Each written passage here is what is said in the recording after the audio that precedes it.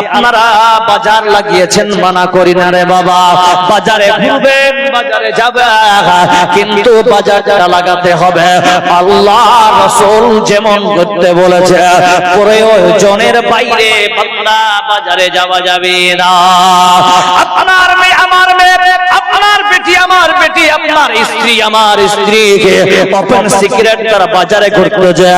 আহারে এমন একটা জামানা ছিল রে বাবা, আমরা তখন আমরা মানুষ হয়েছে, যেই রাস্তা দিয়ে আমার বাপ চাচারা হেঁটে যেত ওই রাস্তাতে আমরা কোনোদিন যেতাম না, বলুন ঠিক না বেটে? কিন্তু এখনকার বাজারে বাপ চাচাকে আসতেছেন দেখে নাই, আজকে বাজারে দেখলাম একজন বুড়া মানুষ আসতেছে, আস্তে আস্তে একটা মেয়ে ওকে ধাক্কা মেরে সাইড করলো, উল্টা বুড়াটাকে বলছেন আপনার কি ঢং নাই? বলুন ঠিক না বেটে?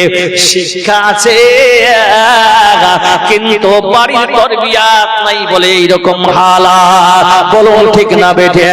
ও বাবা, আজ যদি মিলাতে আপনার বেটি যদি কাউরের সঙ্গে জিনায় লিপ্ত হয়, আপনি মনে করেছেন আমি জালসা শুনে পার পেয়ে যাব?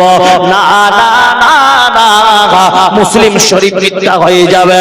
আল্লাহর নবী বলেছে কুল্লুকুম রাইন ওয়া কুল্লুকুম মাসউলুন আন রাইয়াতিহি। বাবার তোমাকে আল্লাহ দায়িত্ববান বানিয়েছে, কেন তোমার মেয়ে